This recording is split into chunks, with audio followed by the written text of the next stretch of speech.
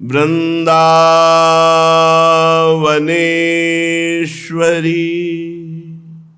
तवैव पदारविन्दम्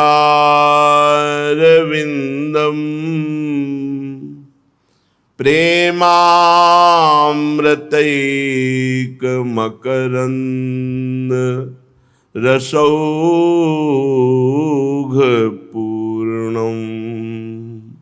हृद्यर्पितं मधुपतेः स्मरतापमुग्रं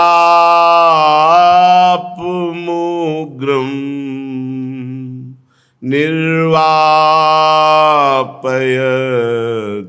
परमशीतलमाश्रयामि निर्वापयत् परमशीतलमाश्रयामि।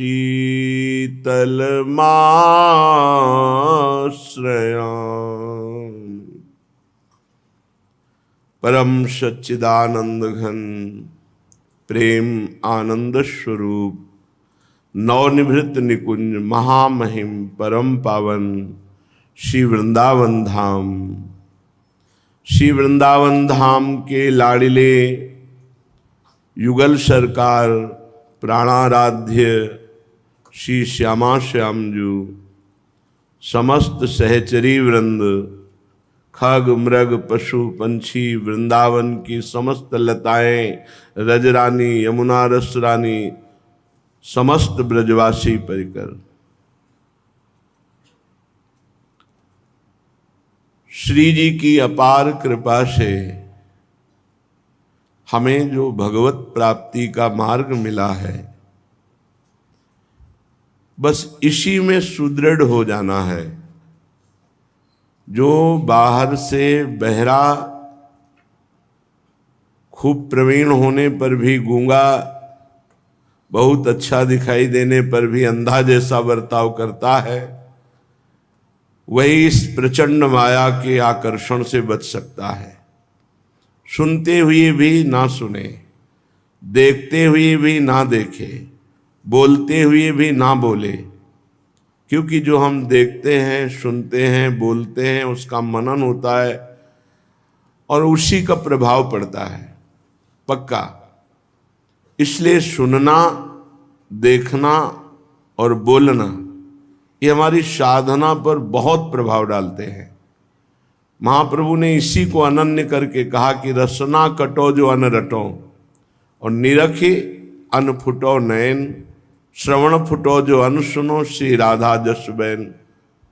बोलना, देखना और सुनना, इन तीन पर शासन किया कि अगर रस प्राप्ति करनी है तो इन तीन को संभाल ले। रसना कटो जो अन रटो, मेरी जबान कट जाए जो और कुछ बोलूं, मेरे कान फूट जाएं जो और कुछ सुनूं, मेरे नेत्र फूट जाएं जो और कुछ देखूं, ऐसी अनन्यता। हम व्यर्थ की बातें जब सुनते हैं, व्यर्थ की बातें जब हम बोलते हैं, व्यर्थ का दृश्य जब हम देखते हैं, तो व्यर्थ का ही मनन होता है, हमारा समय व्यर्थ हो जाता है। जो समय है वो बहुत कीमती है। एक श्वास की कीमत में पूरी आयु कमाए हुए धन के द्वारा हम दूसरी श्वास नहीं खरीद सकते। इतनी कीमती श्वासें यदि हम प्रिया प्रीतम के चिंतन में लगाएं तो ही सार्थकता है, अन्यथा व्यर्थ है। अमूल्य श्वासों को अमूल्य वस्तु खरीदने में, अमूल्य है प्रभु का नाम, प्रभु का रूप, प्रभु की लीला, प्रभु का धाम। अगर ये चिंतन हो रहा है तो हमारा समय अव्यर्थ जा रहा है, सार्थक हो रहा है, नहीं तो व्यर्थ जाएगा, निरर्थक हो जाएगा। श्रीपाद प्रबोधानंद जी महाराज दिव्य वृंदावन की भूमि को देख रहे हैं। अपार कौतुकमयी भूमि है। कह रहे दिव्यैः कुत्र चिदिंद्र नीलमणिभिर जाम्बू नदहि कुत्रचित वैदूर्यैः क्वचन क्वाचेन्द्रुमणिभिर निहार हीरैः क्वचित मुक्ताभिः क्वचन प्रवाल निबहई क्वापि क्वा चालो कवि ज्ञातै क्वापि विनिर्मिता विजयते वृंदाटवी यावनी। वृंदावन की भूमि एक जैसी नहीं है, कहीं एकदम श्याम कांति भूमि है। दिव्यई कुत्र चिदिंद्र नीलमणि भी, इंद्र नीलमणि जैसी दिव्य कांतिमयी कहीं भूमि है, तो कहीं जाम्बू नदई कुत्रचित, कहीं बड़ी ही आश्चर्यमयी स्वर्णिम भूमि है। जाम्बू नद स्वर्ण को कहते हैं। कहीं इंद्रनीलमणि भूमि, कहीं स्वर्णिम भूमि, और वैदुर्य क्वचन क्वा चेन्द्रमणि भी निहारी हीरई क्वचित। कहीं वैदुर्यमणि की भूमि, कहीं एकदम श्वेत चंद्रकांतामणि, कहीं हीरों की भूमि, कहीं मुक्ताओं की मोतियों की भूमि, कहीं प्रवाल मूंगों की भूमि, कहीं सुंदर सुंदर विविध रत्नों से खचित भूमि। ऐसी सी वृंदावन की दिव्य भूमि है, और उसमें दिव्य लताएं केचित पीयूष सारोत्तम परिणतया केचन क्षीर सारैर दिव्यै सन्निर्मिता के प्यतुल मदकृतामावशानाम मनाघा केचित सेतोपला केप्यति हिमकरका कल्परूपा इति स्त्री वृंदारण्ये द्रुमेन्द्रा दधति बहुविधा राधिका कृष्ण तुष्टे। भूमि तो बड़ी आश्चर्यमयी, कहीं इंद्रनीलमणि, कहीं जाम्बूनद, कहीं मुक्ता, कहीं प्रवाल मूंगा की, कहीं हीरों की जटित भूमि। तो ऐसे ही वृक्ष भी हैं। श्री वृंदावन के श्रेष्ठ वृक्षगण कि श्री श्यामा श्याम के चित्त को आकर्षित कर लेते हैं, ऐसे अनेक रूप धारण किए हुए वृक्ष हैं। कोई कोई अमृत बूंदे टपका रहे हैं, जो प्रेमामृत का हृदय में बहुत जोर से प्रवाह प्रकाशित कर दे, ऐसे वृक्षों से अमृतमयी बूंदे टपक रही। ये कोई देवताओं की पीने वाला अमृत नहीं है, ये प्रेमामृत है। वृंदावन के वृक्षों से प्रेमामृत झर रहा है। केचित पीयूष सारोत्तम, अमृत का सार प्रेम, मानो प्रेम वर्षा हो रही हो, ऐसी लताओं से छोटी छोटी अमृतमयी सुगंधित बूंदें गिर रही। तो कोई कोई क्षीर समुद्र जैसी बूंदें गिरा रहा है, जैसे क्षीर समुद्र, दूध की समुद्र है, ऐसे बूंदें दूध की जैसी गिर रही। तो कोई कोई ऐसी मत्तता प्रकट हो, ऐसी बूंदें गिरा रहा है जल की। मतलब कैसी शोभा, भूमि कैसी और वृक्ष कैसे, उनसे छोटी छोटी नन्ही नन्ही फुइयां, कहीं अमृत की तो कहीं क्षीर समुद्र जैसे दुग्ध की, कहीं सुंदर सुंदर सुगंधित पराग से भरे हुए रसमयी बूंदें गिर रही, और कहीं कहीं कर्पूर की पराग की वर्षा हो रही वृक्षों से।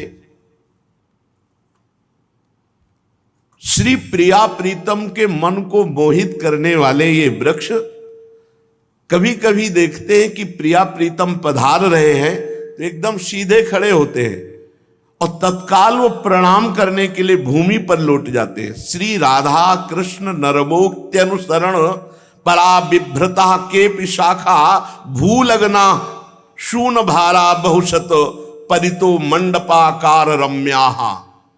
जे ही देखा वृंदावन की लताओं ने कि श्यामा श्याम पधार रहे हैं, तो फूलों से खिले हुए पूरे लता वृक्ष एकदम भूमि पर झुक कर ऐसे प्रणाम कर रहे हैं। नरमोत्तनुसरण परा बिभ्रता की पिशाखा भूलग्नाहा सून भारा, फूलों के भार से मंडित रंग बिरंगे फूलों से देखा प्रिया प्रीतम पधार रहे हैं, तो ऐसे भूमि पर लौट गए।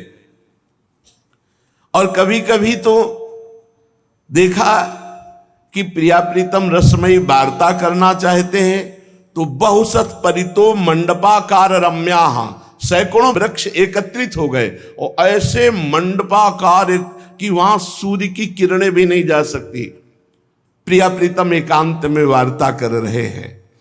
कहीं कहीं तो प्रिया प्रीतम यहां शयन करेंगे तो हस्ताग्राह्यम प्रसूनाद्यथ परिशिखर स्थंच संधारयंती, जैसे कोई अपने हाथ से सैया की रचना करे ऐसे पुष्प के सहित डाले ऐसे झंकृत हुई और फूल की गादी बिछ गई और प्रिया प्रीतम उसमें बैठकर खेलते हैं।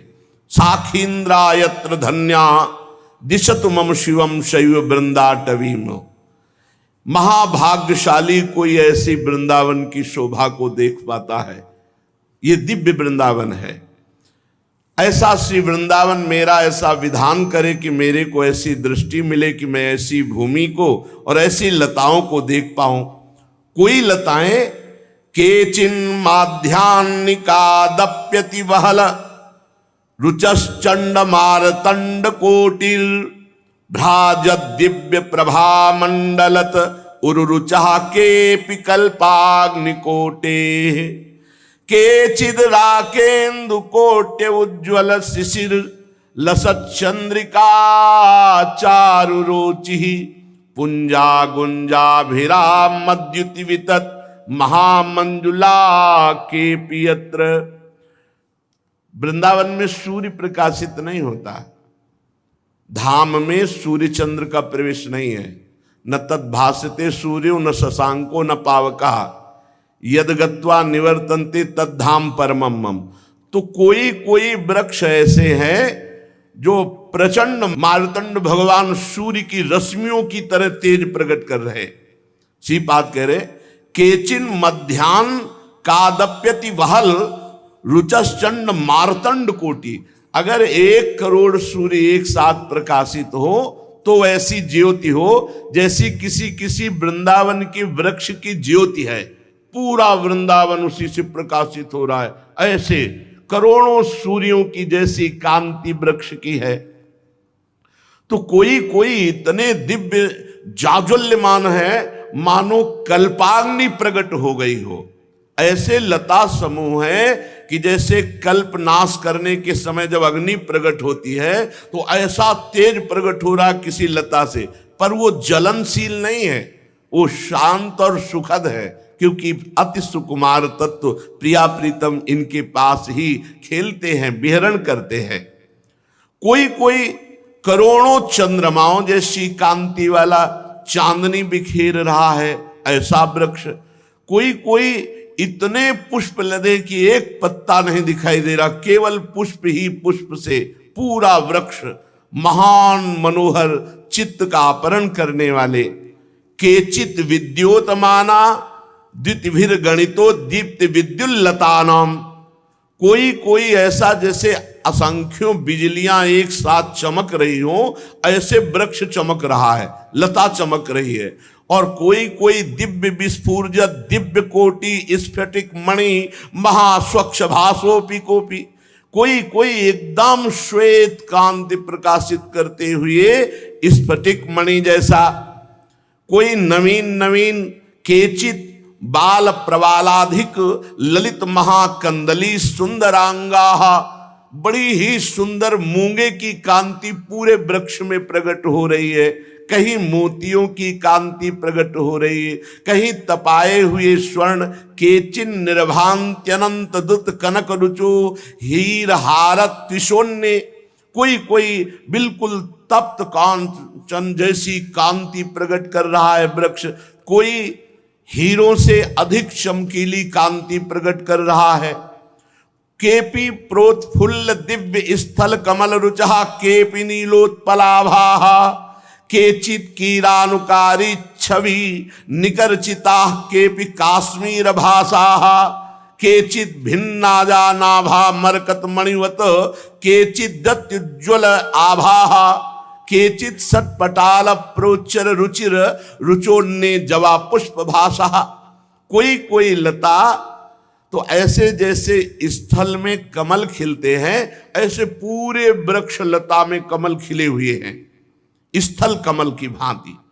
कोई कोई नील कमल की कांति प्रकाशित करते हुए लता, कोई शुभ्र वर्ण कांति, कोई कुमकुम वर्ण की कांति, कोई मरकतमणि की कांति, कोई गुलाब की कांति, कोई जपा कुसुम की कांति, ऐसे दिव्य वृंदावन के अद्भुत अद्भुत कांति प्रकाशित करने वाले इत्थम स्वानंद सच्चिदस घन वपुषो यत्र शाखीन्द्र वृंदस आश्चर्यावर्ण भेदा अथ विविध रुचाम बीचयो दुर्निरूपा आकाराणाम प्रकारा अपि परम चमत्कारिणाम यत्र पुष्पा द्यत्याश्चर्यैक सीम्नः स्फुरतुमं सदा सैव वृंदाटवी। जहां सच्चिदानंद घन श्री प्रिया प्रीतम विहरण कर रहे हैं, कैसे आश्चर्यमय वृक्ष हैं, इनसे विविध कांति की तरंगे उठ रही हैं। कोई कोई वृक्ष ऐसा है जिसमें एक एक रंग, और कोई कोई ऐसा बहुरंग विविध कांति रंगों की एक ही वृक्ष में प्रकट हो रही। कौतूहल, परम चमत्कार, आकृतियां उनमें बन रही हैं। ये लो, कई कई वृक्ष तो ऐसे हैं जिनमें रंग बिरंगी आकृतियां बन रही, प्रिया प्रीतम के मनमोहक वृक्ष। कोई कोई आश्चर्यजनक इतने सुंदर पुष्प विराजमान है कि वृंदावनाधीश्वर का हृदय आकर्षित हो जाता है।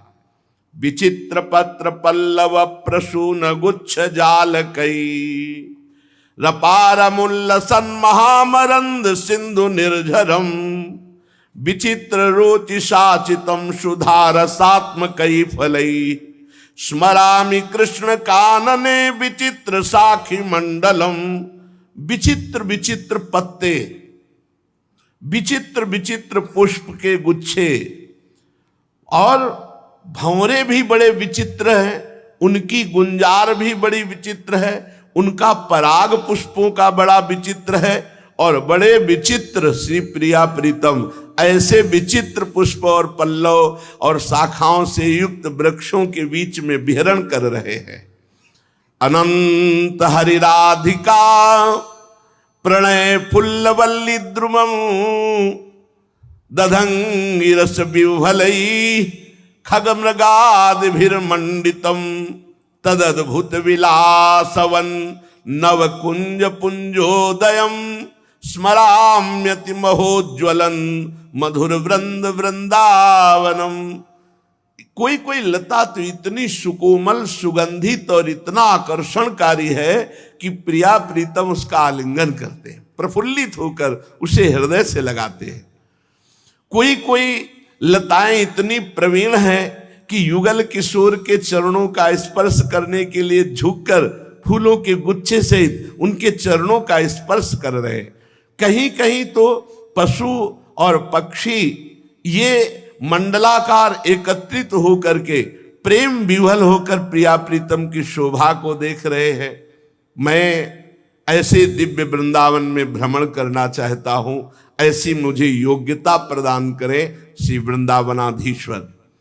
वैकुंठे सकलोज्ज्वलेति मधुरे प्यत्युज्ज्वलम माधुरी पूर्णम चूर्णयदद्भुतैर निज गुणैर निःश्रेयसाद्यान्यपि स्वर्ण ज्योतिरथोन्मदम मरकत ज्योतिर्द्वयम तन्महो बिभ्रन निर्भर केलि नूतन वयः पश्यामि वृंदावनम। जो शोभा बैकुंठ में भी किंचन मात्र नहीं है, ऐसी दिव्य शोभा श्री वृंदावन की है। सर्वोज्वल, अति मधुर, महामाधुरी से पूर्ण इस शोभा को जो देख ले तो मोक्ष का गई त्यागी बन जाए। यहां तो कहे पूर्ण चूर्णयद यद भूतैर निज गुणैर निःश्रेयसाद्यन्यपि। मोक्ष के भी गर्व को चूर्ण कर देने वाली स्थिति प्रकट हो जाती है, अर्थात मोक्ष का भी तिरस्कार कर दे, ऐसा प्रेम प्रकट होता है। वृंदावन की लताएं, वृंदावन की भूमि, वृंदावन की बीथियों में विहरण करने वाले प्रिया प्रीतम के रस का जब अनुभव होता है, ये रस ना वैकुंठ में है ना ये शोभा वैकुंठ में है। तो बोले मोक्ष का भी गर्व चूर्ण करने वाला, अर्थात मोक्ष का भी तिरस्कार करने वाला हृदय हो जाता है, जिसके हृदय में ये दिव्य वृंदावन प्रकाशित होता है। प्रकत्यंतम गत्वा जड़मनृत दुखात्म सकलम परब्रह्म ज्योति परिचिनु महाविस्तृतम ततो दूरे शुद्ध स्मर रसमयाश्चर्य मधुरोज्ज्वलद ज्योति पूर्णम परमहि वृंदावन वनम। जितने भी दुख हैं वो सब प्रकृति में हैं, और जो वृंदावन का आश्रय ले लेता है, जो वृंदावन के भरोसे हो जाता है, जो वृंदावन का वास स्वीकार कर लेता है, प्रकृति जन्य समस्त दुखों का नाश हो जाता है।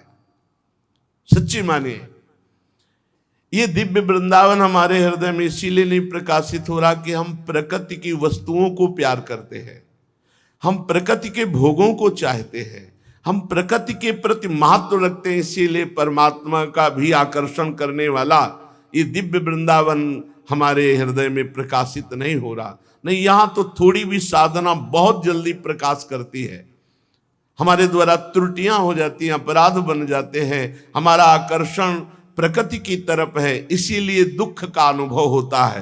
प्रकृत्यंतम गत्वा जड़ मनृत दुखात्म सकलम, जिसकी वृत्ति प्रकृति की तरफ जा रही है, जो प्रकृति को भोगना चाहता है, ये सब प्रकृति ही है, शरीर मन इंद्रियां सब प्रकृति है, जो भी देख रहे हो सब प्रकृति है।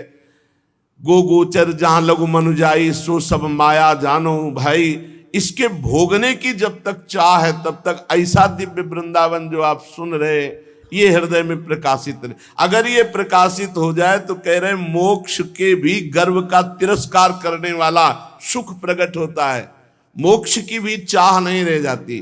पर ये प्रकृति जनित आकर्षण बहुत बड़ा है। हम प्रभु के नाम में सुख नहीं ले पा रहे, प्रभु के रूप की तरफ नहीं बढ़ पा रहे, प्रभु की लीला के चिंतन में सुखानुभूति नहीं कर पा रहे, बाहर प्रपंच फैला। इसीलिए शुरुआत की, देखना सुनना और बोलना इस पर शासन हो जाए। प्रकृति से संबंध रखने वाला परमात्मा के संबंध का अनुभव नहीं कर सकता, और परमात्मा का संबंध यदि है तो प्रकृति का महत्व नहीं रह जाता है। बात समझ लीजिए, जितना दुख है वो प्रकृति जनित हो, जितना प्रपंच है वो सब प्रकृति जनित है। जय सीत हरिवंश प्रपंच बंच सब ये काल ब्याल को खायो, यह जिए जान श्याम श्यामा पद कमल संगी सिरनायो। प्रिया प्रीतम की बात, प्रिया प्रीतम के प्रेमी जनों की बात, कहीं कोई दुख है नहीं। दुख का स्वरूप है प्रकृति, और इससे लगाव हटाना बड़ा मुश्किल है। चाहे जिस पद पे बैठ जाओ, लगाव नहीं हटता, इस प्रकृति से लगाव नहीं हटता। प्रकृति रुपया पैसा शरीर वस्त्र आभूषण नाना प्रकार की बातें, जितना संसार में जो कुछ आप देख रहे हो इसको भूलना होगा, तब प्रिया प्रीतम की प्राप्ति होती। जो कुछ देख सुन रहे हो, मैं और मोर तोर तय माया जेहि बस कीने जीव निकाया गो गोचर जहां लघु मनुजा, ये सब भूलना है। एकमात्र चिद चिद लक्षणम सर्वम राधा कृष्णमयम जगत, प्रिया प्रीतम के सिवा कोई जगत में नहीं, बस ये बात दिमाग में बैठा ली। प्रकृत्यंतम गत्वा जड़ मनतम दुखात्म सकलम, ये सकल दुखमय है, सकल दुखमय। भगवान ने पूरी सृष्टि रच के एक मुहर लगा दी, दुखालयम अशाश्वतम। ये जो हमने रचा है इसमें दुख ही मिलेगा और ये नाशवान है। और साइड से एक सांकरी गली रख दी और कहा ये सुख सिंधु की तरफ जाती है, प्रेम गली अति सांकरी तामे दो न समाये, वो जा रही सुख सिंधु की तरफ। तो सांकरी गली की तरफ कोई बिरला मुड़ पाता है, बढ़िया रोड बना हुआ है दुखालयम शाश्वतम की तरफ, भागता चला जाता है जी। गोस्वामी तुलसीदास जी कह रहे हैं कि माधव अस तुम्हारी यह माया, हे माधव अस तुम्हारी यह माया, करी उपाय पच मरी तरी नहीं जब लग करहु न दाया। करी उपाय पच मरी तरी नहीं जब लग करहु न दाया। माधव अस तुम्हारी यह माया, हे माधव बड़ी दुस्तर माया है। कितना उपाय करके पच मरो, पर जब तक तुम कृपा नहीं करोगे तब तक माया से जीव नहीं तर सकता, असंभव है। भगवत कृपा के बिना दुरंत माया से पार होना असंभव। सुनिए गुनिए समझिए समझाइए, दशा हृदय लई आवे। बड़े आश्चर्य की बात। सुनिए गुनिए समझिए समझाई, दशा हृदय नहीं आवे। और जेहि अनुभव बिनु मोह जनित भव दारुण विपत्ति सतावे। माधव अस तुम्हारी यह माया। सुनता है और विचारता भी है, समझता भी है और दूसरों को उपदेश देता है, पर उसी माया की चाह करता है। बड़ा विचित्र खेल है। सुनता है, विचारता है, समझता है और दूसरों को उपदेश करता है, पर चाहत उसी माया की करता है। इसलिए यथार्थ ज्ञान ना होने के कारण वो आपकी मोह जनित इसी माया में पिसता है। सुनिए गुनिए समझिए समझाई और दशा हृदय लई आवे। जेहि अनुभव बिनु मोह जनित भव दारुण विपत्ति सतावे। बारी राग द्वेष लेना देना प्रपंच भरा। ब्रह्म पीयूष मधुर शीतल जो पै मनसो रस पावे। तो कृत मृग जल रूप विषय कारण निशिवासर धावे। प्रभु ब्रह्मामृत बड़ा मधुर है, शांत स्वरूप है। यदि वो भगवदानंद का रस चखने को मिले तो ये विषय मृग तृष्णा भागे, नहीं तो विषय मृग तृष्णा दिखाई दे रहा शीतल जल है, एक बूंद नहीं दिखाई दे रहा। भोगो सुख मिलेगा, एक बूंद सुख नहीं। ये तब हटे जब ब्रह्मामृत मिले या भगवदानंद मिले। बिना भगवदानंद के ये विषयानंद की चाट छूटने वाली नहीं। ये विषय रूपी झूठे मृगजल में रात दिन भटकना होता है। प्रभु जेई के भवन विमल चिंतामन शोकत कांच बटोरे। और सपने परबस परे जाग देखत के जाय नहीं हो रहे। जिसके घर में निर्मल चिंतामणि विराजमान है वो कांच क्यों बटोरेगा? बात समझो। जिसको ये ज्ञान हो चुका है कि भगवान के सिवाय संसार में कुछ सत्य नहीं है, फिर वो क्यों मांगेगा रुपया? फिर क्यों वो भोगों की लालसा करेगा? क्यों वो भगवान से चाहेगा मुझे माया दे दो? झूठी बात क्यों मांगेगा?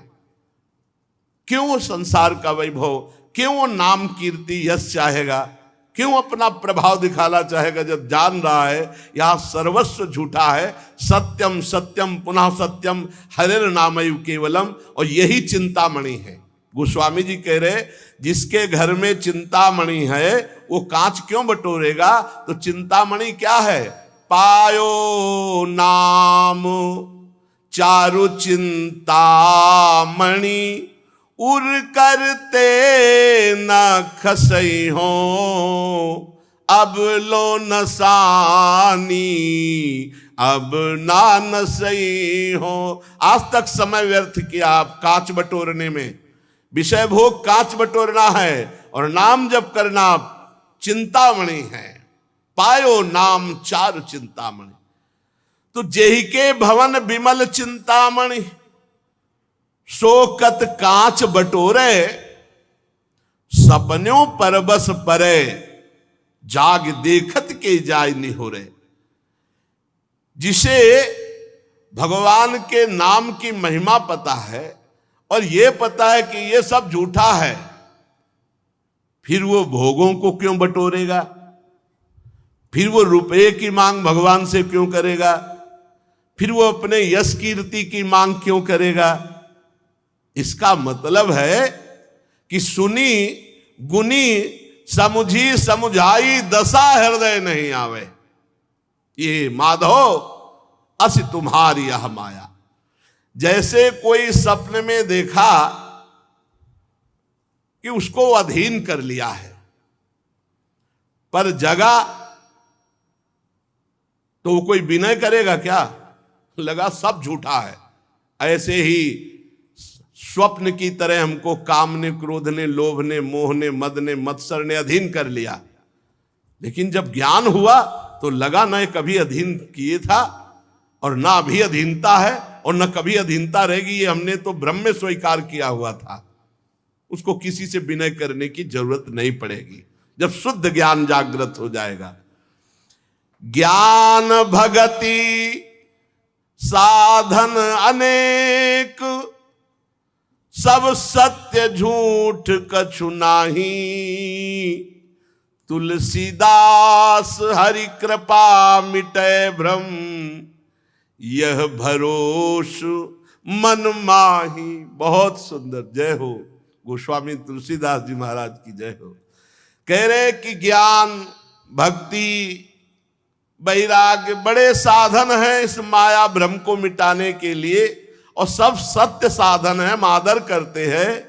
पर हमें एक विश्वास है, हमें एक भरोसा है कि हे हरि, आपकी कृपा के बिना ये माया भ्रम हटने वाला नहीं, पक्की बात। और भगवान भी स्वीकार करते हैं, दैवी हेषा गुणमयी मम माया दुरत्यया, मामे ये प्रपद्यन्ते माया में ताम तरंते। माधो अस तुम्हारी ये माया। हे हरि, आपकी ऐसी प्रबल माया है कि सुनते हुए, समझते हुए, समझाते हुए भी उसी की चाह, उसी की बांग, उसी का प्रभाव, राग द्वेष, लड़ाई झगड़ा, ऊंचा नीचा, छोटा बड़ा, एक ही चाक में कुल्हड़ बना है, एक ही चाक में सकोरा बना है, एक ही चाक में मटकी बनी है। अब मुझ ऐठे मटकी की मैं बड़ी तो सोचो चाक और मिट्टी दूसरी, कुछ बात नहीं। पूरी सृष्टि जितनी बनी हुई है, पूरी की पूरी एक परमात्मा अपने आप से अपने आप में बनाए हुए है। ना कोई छोटा, ना कोई बड़ा, ना कोई अच्छा, ना कोई बुरा। सच्ची मानो, जिस दिन परमार्थ का ज्ञान हो गया उस दिन एक ही तत्व है, दूसरा नहीं है। पर समझ जब तक, यही तो कह रहे, बड़ी आश्चर्य की बात है कि अगर कहा जाए समझ नहीं है तो बोले समझाई, दूसरे को समझा रहा है, कह रहे समझ नहीं।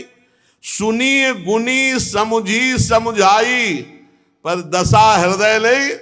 दशा में वही पत्नी, वही पुत्र, वही मित्र, वही शत्रु, वही अपना, वही पराया। यही तो माया है। और किसी माया कोई ऐसा रूप धारण थोड़ी करती। ये सब चराचर जगत उसी का खेल है, माया का। और जो मायापति है वो दिखाई नहीं दे रहा, जो है वो दिखाई नहीं दे रहा, जो नहीं है वही दिखाई दे रहा है। इसी का नाम माया है।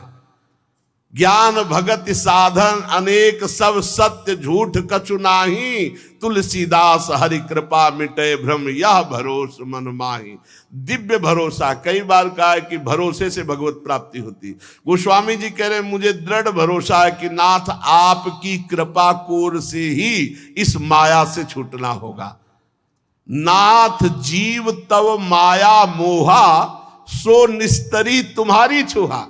वो आपके दुलार से ही मुक्त हो सकता है। आप कृपा करो तो मुक्त हो जाए। तो कैसे कृपा होती हरि की?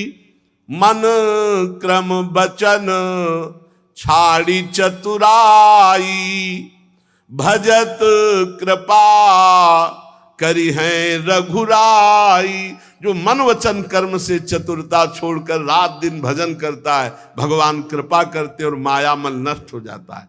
सच्ची मानिए, बिना भगवान की कृपा के बहुत बहुत ज्ञान बघारो, बहुत उपदेश करो, अंदर में वही माया का खेल चलता रहता है। हृदय में कांच बटोरने की वृत्ति बनी रहती है। जो चारु चिंतामणि राधा नाम है, चारु चिंतामणि हरिवंश नाम है, चारु चिंतामणि राधा वल्लभ नाम है, वहां स्थिति नहीं रहती, वहां महत्व बुद्धि नहीं रहती। नहीं तो त्रिभुवन की राज्य लक्ष्मी देने पर भी जो आधे पल के लिए अपने प्रभु का विस्मरण ना करे, वही महाभागवत है, वही भक्त है। हमारी दशा कहाँ है? हमारी दशा चंद रुपयों में, चंद भोगों में, चंद आकर्षण में, चंद वाह वाह मान बड़ाई में हम अपने प्रभु को भूल जाते हैं, अपने स्वामी का विस्मरण कर देते हैं। अभी बात नहीं बनी, दशा हृदय नहीं आई।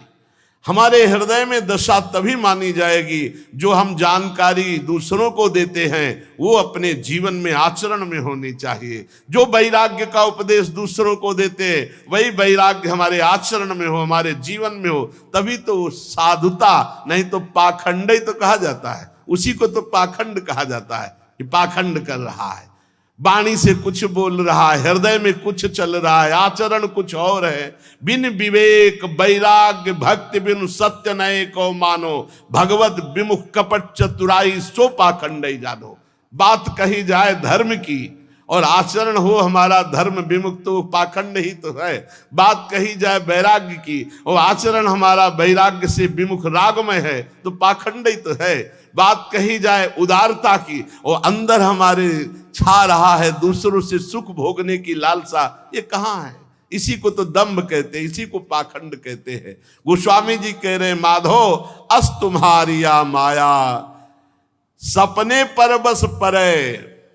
अगर ज्ञान हो गया तो जैसे स्वप्न में कोई मुझे दबाए हुए था, तो जगने पर अब कोई भय नहीं और उससे विनय करने की जरूरत नहीं। ऐसे ही जब हम जग गए, परमात्म स्वरूप को समझ गए, तो हमें किसी से किसी भी तरह का ना राग, ना दैन्यता, ना द्वेष, ना आशा, क्योंकि कोई है ही नहीं।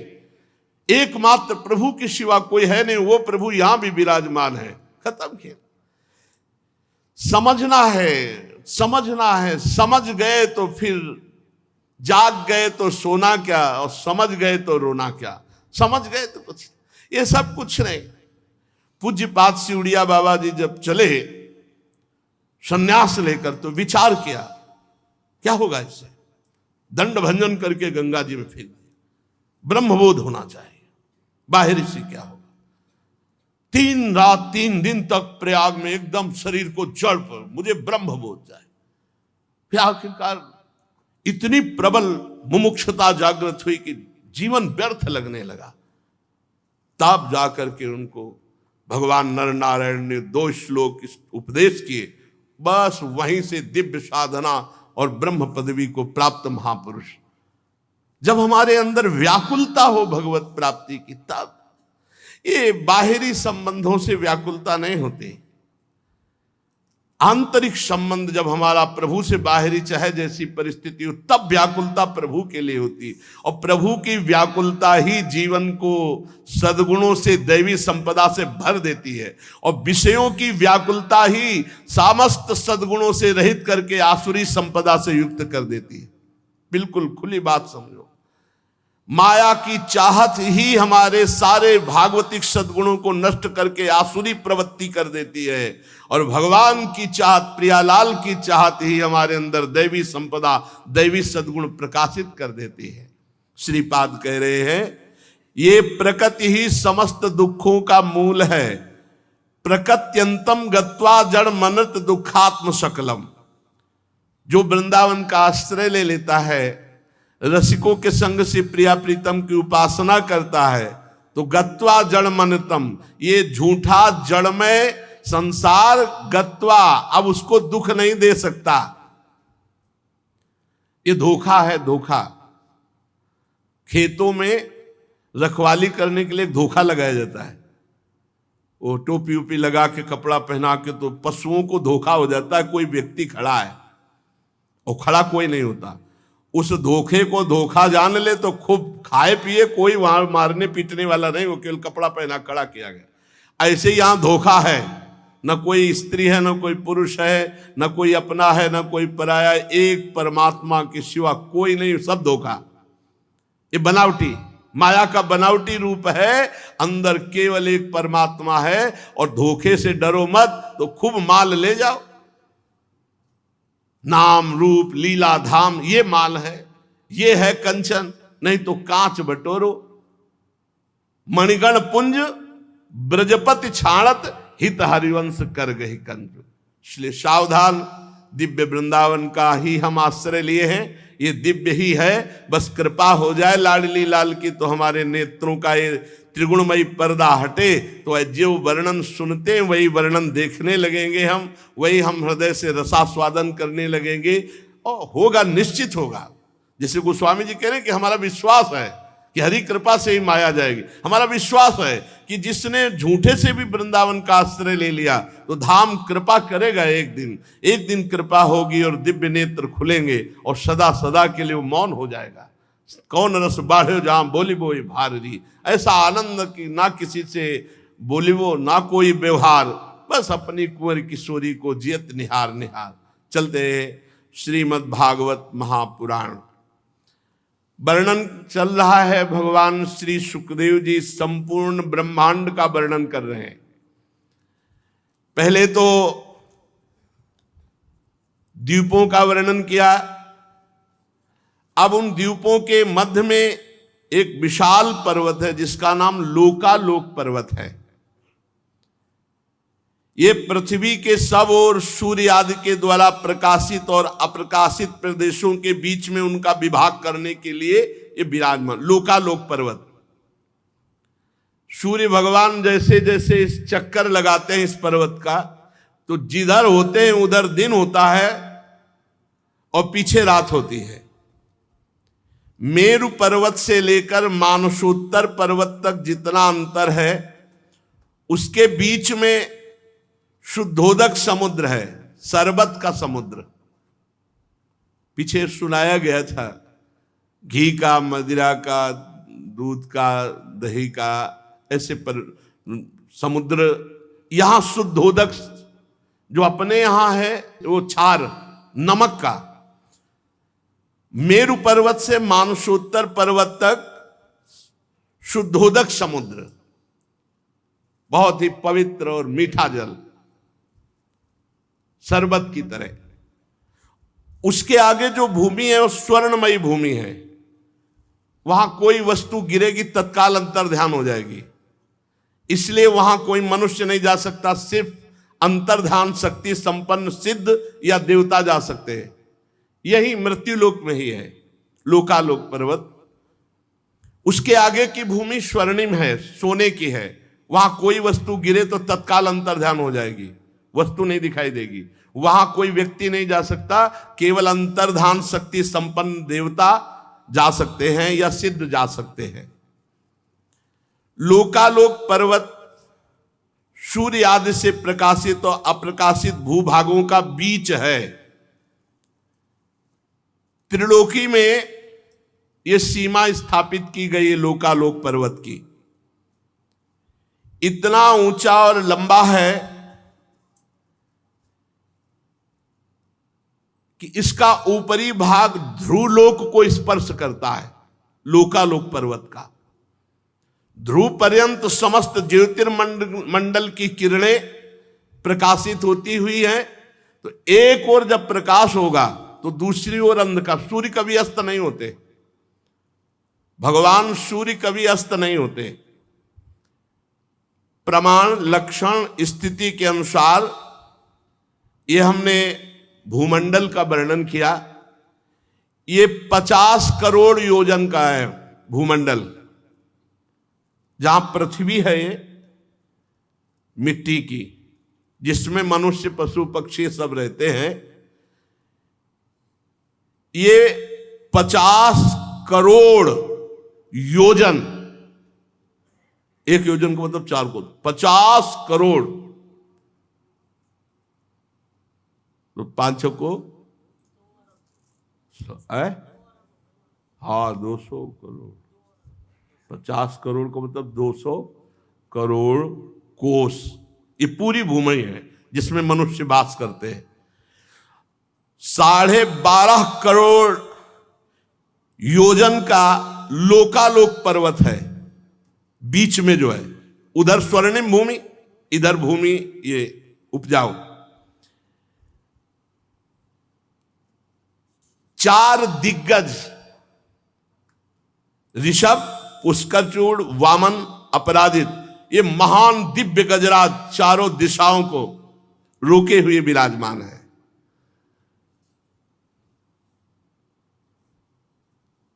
दिग्गजों को इंद्रादि लोकपाल लोगों के कल्याण के लिए विराजमान किए हुए ये दिग्गज सर्वांतर्यामी परम पुरुष भगवान विश्वक्सेन इनको अपार सामर्थ्य दिए हुए योग माया से रचे हुए भगवान के भूमंडल का वर्णन हुआ। सूर्य की स्थिति, वैसे विज्ञान कहता है कि भूमि घूमती है, लेकिन हमारा शास्त्र कहता है कि सूर्य चक्कर लगाते हैं। पृथ्वी के बीच में जो ब्रह्मांड का केंद्र है, ब्रह्मांड गोलक, वो 25 करोड़ योजन का है। 25 करोड़ योजन का है। 50 करोड़ भूमि योजन ये है। उधर तो स्वर्णिम भूमि है लोकालोक पर्वत के, वहां देवता या सिद्ध अंतर ध्यान शक्ति संपन्न जा सकते हैं। और इस को प्रकाशित करते हैं, इसलिए भगवान सूर्य का नाम एक मार्तंड हुआ।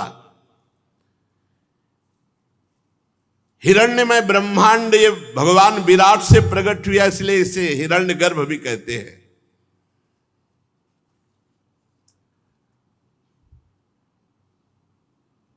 जितना हमने तुमको भूमंडल का विस्तार बताया, उससे दुगना अंतरिक्ष लोक है।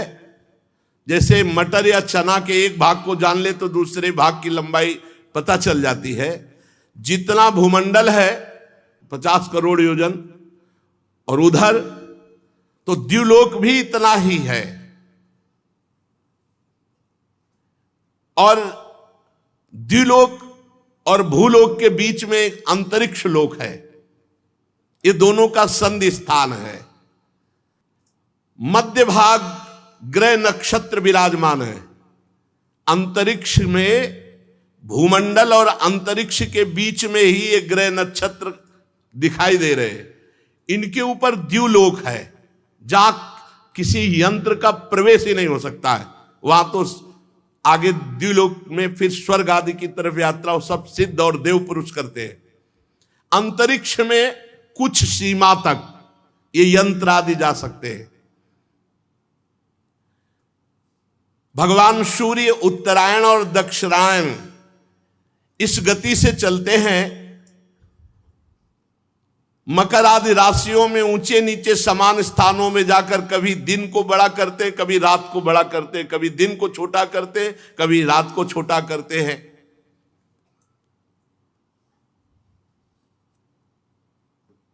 पंडित जन बताते हैं, पंडित माने ज्ञानी जन, मानसोत्तर पर्वत पर सूर्य की परिक्रमा का मार्ग 9 करोड़ 51 लाख योजन है।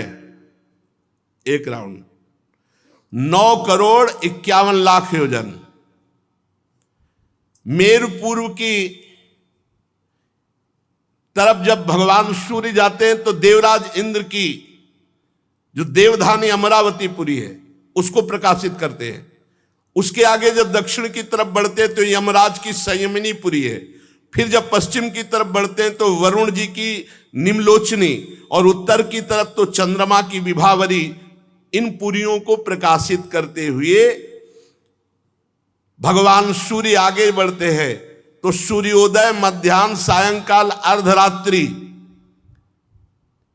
ये क्रम से होती रहती। भगवान सूर्य कभी अस्त नहीं होते, उनका निरंतर परिक्रमा चलती रहती भूमंडल की।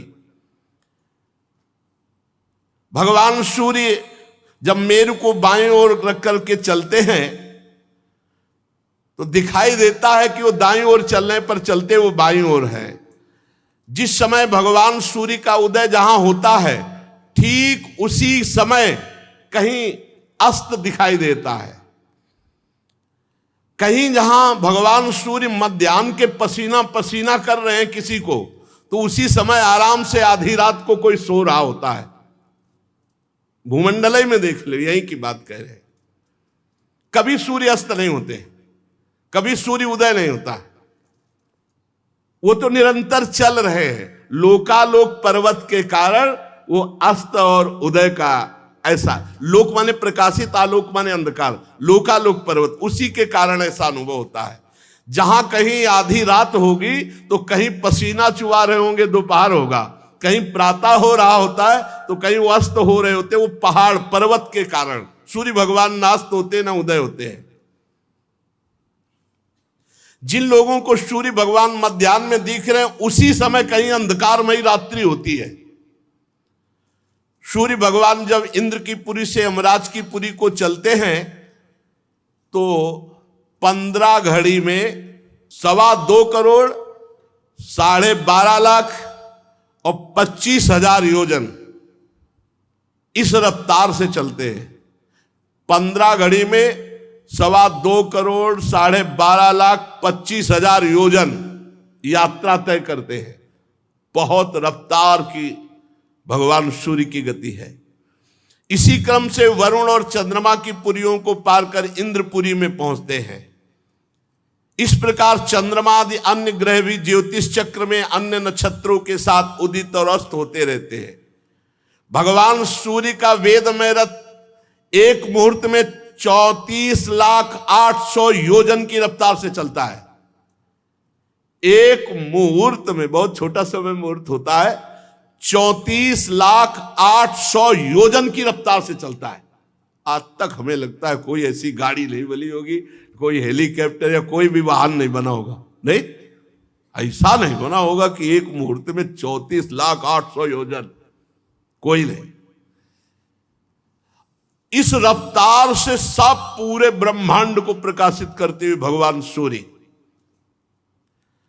संवत्सर नाम का एक चक्र पहिया, 12 मास रूपी अरे, 6 ऋतु रूपी नेमी, 3 चौमासे रूपी नाभि और रथ की धुरी का एक सिरा मेरु पर्वत की चोटी पे रखा हुआ है और दूसरा मानसोत्तर पर्वत पे, और निरंतर भगवान सूर्य का रथ घूमता रहता है। एक पहिया सुमेरु पर्वत पर, एक मानसोत्तर पर्वत पर, और बीच से एक यंत्र गया जो ध्रुवलोक से कनेक्शन है। जैसे ऊपरी भाग को रोके तो ऐसे रथ से ऊपर ध्रुवलोक से कनेक्शन, एक पहिया सुमेरु, एक मानसोत्तर पर्वत, और बीच की यात्रा चलती है जिसमें भगवान सूर्य बैठते हैं। वो सिंहासन रथ का जानते हो कितना बड़ा है? 36 लाख योजन। सूर्य भगवान को ऐसे थोड़ी कि हमारी तुम्हारी तरह वैसे बैठे हैं कि हाथ दो हाथ में बैठ गए। 36 लाख योजन रथ में बैठने का स्थान है भगवान सूर्य के। रथ पूरा जो रथ है वो 9 लाख योजन चौड़ाई, तो जिसमें बैठते 36 लाख योजन, और पूरा रथ ऐसे 9 लाख योजन का है। जुआ जिसमें घोड़े, तो वो 36 लाख योजन का लंबा जुआ है। तो घोड़े कौन है? साक्षात गायत्री। 7 छंद जो गायत्री के हैं, मूर्तिमान वहां अश्वरूप धारण करके विराजमान है। और सारथी कौन है? अरुण जी महाराज, गरुण जी के बड़े भाई अरुण जी। इनके कमर के नीचे का अंग तैयार नहीं हुआ था, आगे प्रसंग में आएगा। ये भगवान सूर्य की तरफ मुख करके बैठते हैं, आगे की तरफ नहीं, आगे की तरफ पीठ करके बैठते हैं। भगवान सूर्य की तरफ मुख करके बैठते हैं महाराज अरुण, गरुण जी के बड़े भाई अरुण जी। ये सारथी हैं भगवान सूर्य के। गायत्री मूर्तिमान छंद, ये 7 घोड़े हैं। रफ्तार एक मुहूर्त में 34,08,000 योजन। भगवान सूर्य इस रथ पर विराजमान होकर भूमंडल को प्रकाशित करते हैं। सूर्य देव की तरफ ही मुंह करके अरुण देव उनके सारथी बैठते हैं। विश्व में दूसरा कोई सारथी नहीं इनके सिवा, कोई सारथी नहीं कि भगवान सूर्य के सामने बैठ जाए। अरुण देव ही महाराज है। माता की गलती के कारण नीचे के अंग तैयार नहीं हो पाए थे। आगे प्रसंग आएगा तो कहीं। और 60,000 ऋषि बाल खिल्ले ये स्तुति करते हुए चलते हैं। 60,000 बाल खिल्ले ऋषि ये भगवान सूर्य के रथ में भगवान सूर्य की स्तुति करते हुए चलते हैं।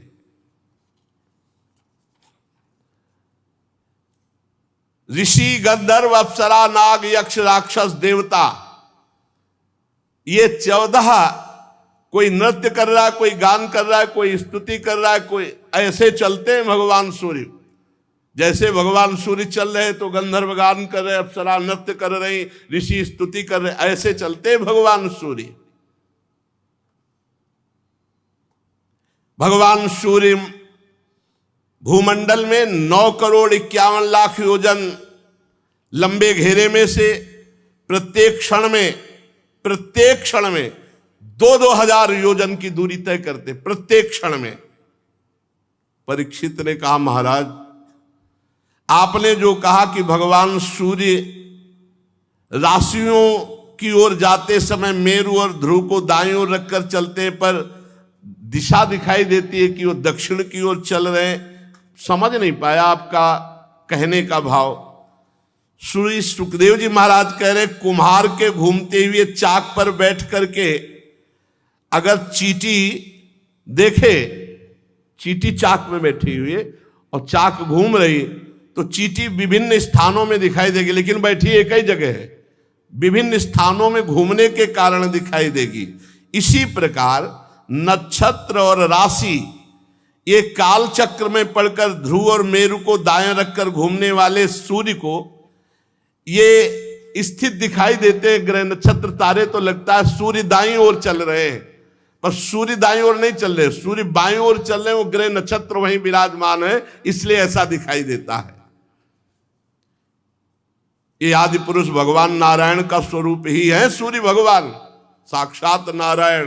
बोले कहाँ है भगवान? तो देखो ना, किसने सूर्य भगवान को प्रकट किया है, कौन प्रकाश दे रहा है?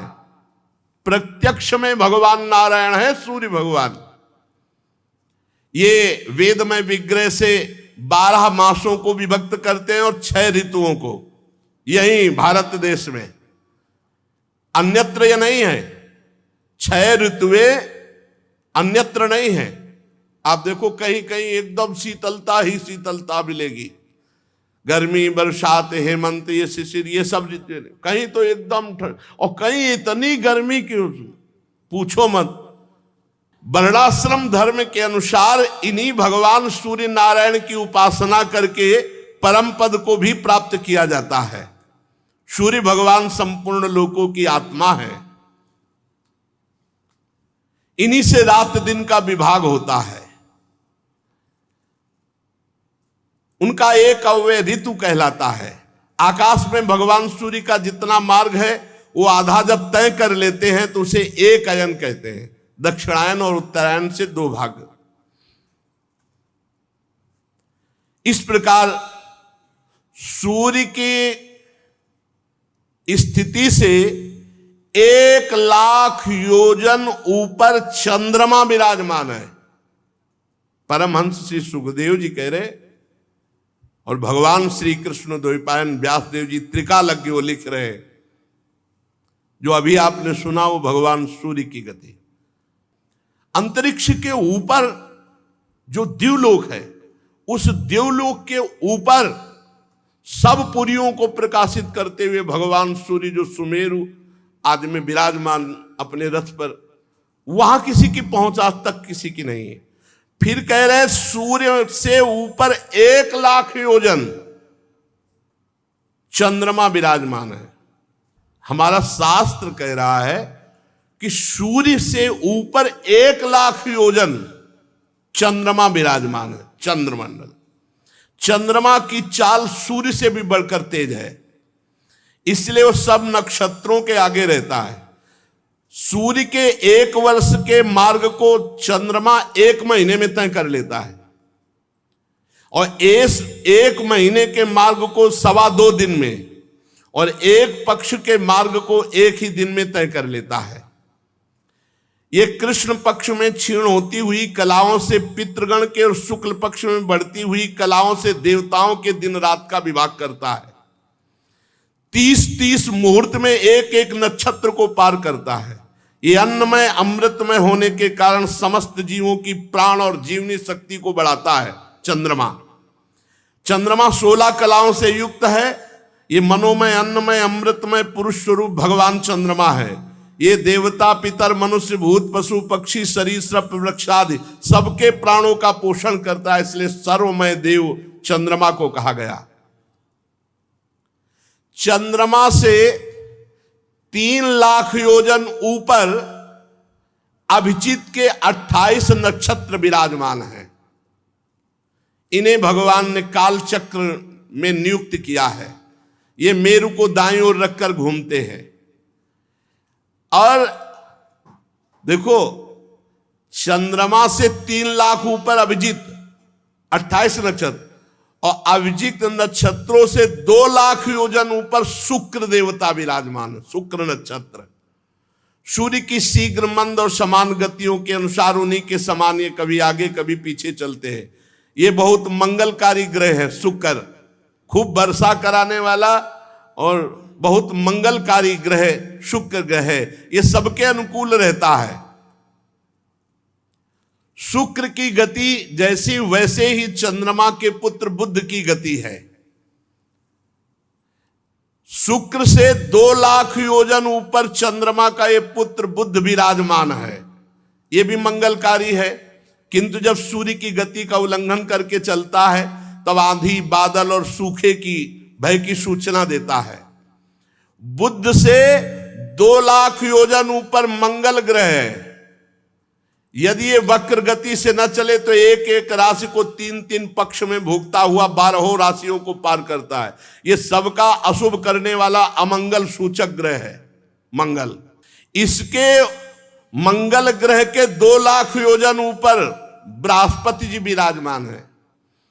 ये वक्र गति से न चले तो एक राशि को एक वर्ष में भोगते हैं। ये धर्म से चलने वाले ब्रह्म ऋषियों के सदा अनुकूल रहते हैं बृहस्पति गुरुदेव। और बृहस्पति जी के ऊपर 2,00,000 योजन के ऊपर शनि भगवान विराजमान है। 30-30 महीने तक एक राशि को भोगते हैं। ये सब राशियों को पार करने में 30 वर्ष लगाते हैं। ये सबके लिए अशांति कारक है। अगर ये विपरीत हो जाए तो बहुत ही हानि पहुंचा दे शनि भगवान। वो हैं सबके विपरीत ही। भगवान का भजन कर लो तो इनकी विपरीतता काम नहीं करेगी, और अगर भगवान का भजन नहीं करोगे तो ये हैं जैसे मंगल है और शनि है, मानो जेलर, जो बुरा करेगा बहुत, और भगवान की शरण में रहोगे तो सब मंगल करेंगे। जो पे कृष्ण चरण मन अर्पित तो करी है का नवग्रह रंक, हरिवंश महाप्रभु कहते। और शनि भगवान से 11,00,000 योजन ऊपर सप्त ऋषि विराजमान है। ये ध्रुवलोक की परिक्रमा करते रहते हैं और सब पूरे विश्व का मंगल करने की भावना रखते हैं। सप्त ऋषियों से 13,00,000 योजन ऊपर ध्रुवलोक विराजमान है। चरम सीमा है ये ऊंचाई की। ये आकाश जो देख रहे हो ना, ये अनंत है। ये सीधा ऊपर लंबाई है, किसी की पहुंच नहीं, किसी की पहुंच नहीं। भगवान विष्णु का परम पद जो ध्रुव जी को मिला, ये सप्त ऋषियों से 13,00,000 योजन ऊपर है। अगर सब जोड़ किए जाएं तो होश उड़ जाएंगे कि ध्रुव जी कहां विराजमान है। बहुत ऊंचाई पर सबसे उत्तानपाद के पुत्र परम भक्त जहां ध्रुव जी विराजमान है, तो अग्नि देवता, इंद्र देवता, प्रजापति, कश्यप, धर्म, सप्त ऋषि, ये सब प्रदक्षिणा करते हुए प्रणाम करते रहते हैं ध्रुव जी को। कल्प पर्यंत रहने वाले लोक इन्हीं के आधार से स्थित है। जैसे किसी यंत्र के द्वारा बीच में किसी को रोका जाए, ऐसे भगवान सूर्य के रथ का कनेक्शन है ध्रुवलोक से, ऐसे ऊपर से पकड़े हुए और दो इधर बीच में पूरा राउंड मारते रहते हैं। सदा जागते रहने वाले अव्यक्त भगवान काल के द्वारा ग्रह, नक्षत्र, ज्योतिर्गण ये निरंतर घुमाए जाते हैं, पर ध्रुवलोक आधार स्तंभ की तरह रहता, कभी नहीं घूमता, सब इनकी परिक्रमा करते हैं। कोई भगवान की योग माया से युक्त, इसे शिशुमार चक्र भी कहते हैं, जो ध्रुव जी की परिक्रमा करते हैं। ध्रुव जी का लोक जो वर्णन है, परीक्षित, कुछ लोगों का कथन है कि सूर्य से 10,000 योजन नीचे राहु नक्षत्र घूमता है। यह देवत्व को प्राप्त हो चुका है। समुद्र मंथन के समय जब अमृत निकला था तो इसने चोरी चोरी पी लिया था। यह सिंगिका का पुत्र असुराधम इस पद के योग्य तो नहीं था, पर इसने देवत्व प्राप्त कर लिया राहु ने,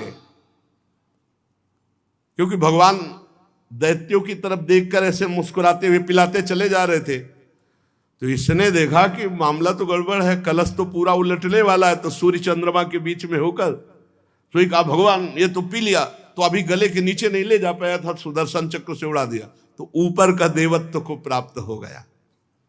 इसका वर्णन हम आगे करेंगे। सूर्य का जो ये अत्यंत तपता हुआ मंडल है, ये 10,000 योजन का है। सूर्य नहीं, सूर्य तो आप देखें जितने में बैठे थे, मंडल तेज ये 10,000 योजन का, 10,000 योजन का। चंद्रमा का मंडल 12,000 योजन का है और राहु का मंडल 13,000 योजन का, इसीलिए वो ऊपर छाता है तो सूर्य और चंद्र ढक जाते हैं। अमृत पान कर किए हुए राहु ये देवताओं के समान हो चुका है, क्योंकि अमृत पान कर चुका है। चंद्रमा और सूर्य के बीच में बैठा था, तो चंद्रमा और सूर्य ने ही पोल खोल दी, भगवान ये तो दैत्य है, तो तुरंत सुदर्शन चक्र से, तो उस दिन से वैर भाव रखकर अमावस्या और पूर्णिमा को चंद्र ग्रहण और सूर्य ग्रहण ये करता है। और ये बड़ा है, मंडल इसका बड़ा है 13,000 का, तो इसलिए ढक लेता है। तो सूर्य और चंद्रमा से वैर करने के कारण भगवान ने सुदर्शन चक्र को आज भी नियुक्त कर रखा है सूर्य और चंद्रमा की रक्षा के लिए। तो ये डरता रहता है, केवल चंद्र ग्रहण और सूर्य ग्रहण जो अमावस्या पूर्णिमा को होता है भगवत विधान से उतने ही समय के लिए नहीं, हर समय डरता रहता है। निरंतर सुदर्शन चक्र घूमता रहता है और रक्षा करता रहता है सूर्य और चंद्रमा की। राहु उद्युग्न नहीं कर पाता, नहीं उद्युग्न कर दे सूर्य और चंद्रमा को, इतना बलवान है। ये सुदर्शन के तेज से उद्युग्न होकर कुछ मुहूर्त वो सूर्य चंद्र के समीप जाता और डर कर भागाता, उसी को ग्रहण कहते हैं। राहु से, अब ये नीचे की बातें होती चली जा रही, ऊपर की सुन। राहु से, सूर्य से नीचे 10,000 योजन पर राहु है, और राहु से 10,000 नीचे योजन पर, 10,000 योजन नीचे जितने सिद्ध हैं, चारण हैं, विद्याधर हैं, इनके स्थान हैं। यहां वायु की गति जा सकती है और बादल दिखाई दे सकते हैं। यह अंतरिक्ष लोक है। अंतरिक्ष में यक्ष, राक्षस, पिशाच, प्रेत और भूत, इनका विहार स्थल है अंतरिक्ष लोक। उससे नीचे, अंतरिक्ष लोक से नीचे 100 योजन की बीच की दूरी है, जहां से पृथ्वी है। यक्ष, राक्षस, पिशाच, प्रेत, भूत ये अंतरिक्ष लोक में वास करते हैं। अंतरिक्ष लोक से हजारों योजन ऊपर सिद्ध चारण विद्याधर, उनसे 10,000 योजन ऊपर राहु, और राहु से 10,000 योजन ऊपर सूर्य मंडल, सूर्य नहीं सूर्य मंडल, उसके नीचे 100 योजन का जो मार्ग है, फिर ये पृथ्वी लोक में आता है। 100 योजन 400 कोस, और 4 से 1200 किलोमीटर। जहां तक हंस, गिद्ध, बाज और गरुण ये उड़ सकते हैं, वहां से पृथ्वी की सीमा लागू होती है। उसके ऊपर अंतरिक्ष की सीमा रहती है। अगर अंतरिक्ष की सीमा में पहुंच जाए तो गुरुत्वाकर्षण बल और अंतरिक्ष के ऊपर वो बीचे में हिलगा रहे। एक स्थिति ऐसी है जो न पृथ्वी का आकर्षण नीचे का खत्म हो जाता है, ऊपर का आकर्षण ऊपर को बीचे में, जैसे त्रिशंकु हिल गए, आज भी कहा जाता है त्रिशंकु, त्रिशंकु की तरह वहां पहुंच जाने पर नीचे नहीं आया जा सकता। उसके ऊपर भूत प्रेत पिशाच राक्षस ये अंतरिक्ष लोग, हंस, गिद्ध, बाज और गरुण आदि प्रधान प्रधान पक्षी जहां से वहीं तक पृथ्वी की सीमा है। पृथ्वी का विस्तार तो सुन ही चुके हैं। अब पृथ्वी के नीचे लोक हैं, इसके नीचे भी है अतल लोक, वितल लोक, सुतल लोक, तलातल, महातल, रसातल, पाताल, ये नीचे के हैं। भूधरा समझो इनको। 14 भुवन का एक पूरा मकान समझो ब्रह्मांड, जिसे 7 ऊपर के और 7 नीचे के। अतल लोक, वितल लोक, सुतल लोक, तलातल लोक, महातल लोक, रसातल लोक, पाताल लोक, ये 7 लोक नीचे हैं और 14 भुवन का एक ये भगवान। और ऐसे अनंत ब्रह्मांड कैसे, बोले एक रोमकूप में अनंत ब्रह्म दिखलावा माते इतना भूत रूप प्रचंड, रोम रोम प्रति लागे कोटि कोटि ब्रह्मांड, ब्रह्मांड निकाया निर्मित माया, रोम रोम प्रति भेद कहे। वो भगवान है, उनकी लीला ऐसी है, उनकी माया ऐसी कि कोई पार नहीं पा सकता। ये एक 10,000 योजन की दूरी पर स्थित है। 10,000 योजन। इनमें स्वर्ग से भी अधिक सुख है नीचे के लोकों में। यहां पृथ्वी से 10,000 योजन पर अतल लोक का राज्य है। 10,000 योजन भगवान भेजते हैं इन लोकों में। इनमें स्वर्ग से भी अधिक सुख है। इसमें स्वर्ग से भी अधिक अप्सराएं, विषय भोग, ऐश्वर्य, आनंद, संतान सुख, धन संपत्ति, वैभव, उद्यान, क्रीड़ा स्थली और मायामय दिव्यमय बड़े वैभव। अरे सबसे इसे भौम नरक कहते हैं जिसमें आप रह रहे हैं। समस्त भगवान की जितनी रचना है उतनी रचना में सबसे ज्यादा जो दुखद है वो यही है लोक, मृत्यु लोक। सबसे दुखद। जी लोक के प्राणी में दुर्गंध नहीं मिलेगी आपको।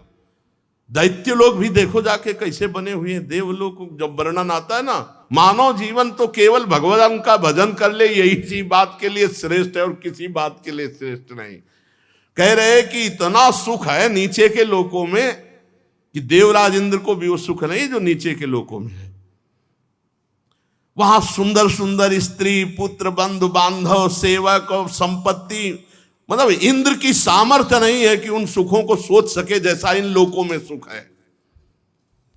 महाराज, मैदानों की बनाई हुई अनेक पुरियां जगमगाती हैं और सुंदर सुंदर मणियों से जटित हर मकान है वहां मणियों से जटित है। परकोटे, नगर द्वार, सभा भवन, बड़े सुंदर आंगन और बड़ी सुंदर सुंदर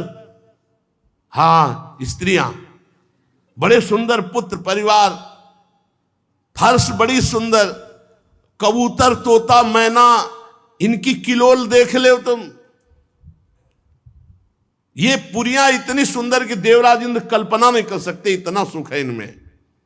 सोचो धाम में कितना सुख होगा भगवान के जहां बैठे हो। इतने बगीचे सुंदर हैं कि देवलोक के बगीचे भी समानता नहीं कर सकते। और ऐसे सुंदर सरोवर मणि जटित, खूब सुंदर डालियां फूलों की खिली हुई, तरह तरह की लताएं, तरह तरह की खुशबू। मानो देव में भजन कर ले यही सुख है और कोई सुख नहीं। कोई सुख देख लो, सुख तो यह है। ऐसी ऐसी रंग बिरंगी मछलियां जल में, जल एकदम निर्मल, कमल कुमुद कुवलय कल्हार नील कमल लाल कमल शतपत्र कमल, ये खिले हुए सरोवर, सबके अलग अलग अलग भवन अलग सरोवर। जैसे जैसे यहाँ वो पानी का क्या कहते हैं जो मकानों के बगल में बने होते, जहां स्विमिंग पूल, अलग अलग मछलियां कमल सब खिले हुए हैं, बड़े सुंदर। इंद्रियां आश्चर्य में हो जाए ऐसे लोगों के सुख। अच्छा, वहां सूर्य का चंद्र का प्रवेश नहीं है, नीचे के लोकों में, ऊपर के लोकों में तो है। वहां दिन रात का विभाग नहीं है, दिन रात नहीं है, कोई खटका नहीं। वहां दिव्य मणियां ऐसी चमक रही कि हर समय प्रकाश रहता है, रात्रि नहीं। और उस लोक के निवासियों का आहार क्या है? दिव्य औषधियां, दिव्य रस, दिव्य पान, और वहां का स्नान मात्र करने से शरीर निरोग। ऐसा जल, ऐसा जल है। दिव्य वस्तुओं के सेवन से वहां किसी को मानसिक परेशानी नहीं, डिप्रेशन नहीं होता किसी को, मानसिक परेशानी नहीं, और शारीरिक रोग नहीं होता। इसलिए कोई अस्पताल नहीं, वहां कोई डॉक्टर नहीं। यार बढ़िया है।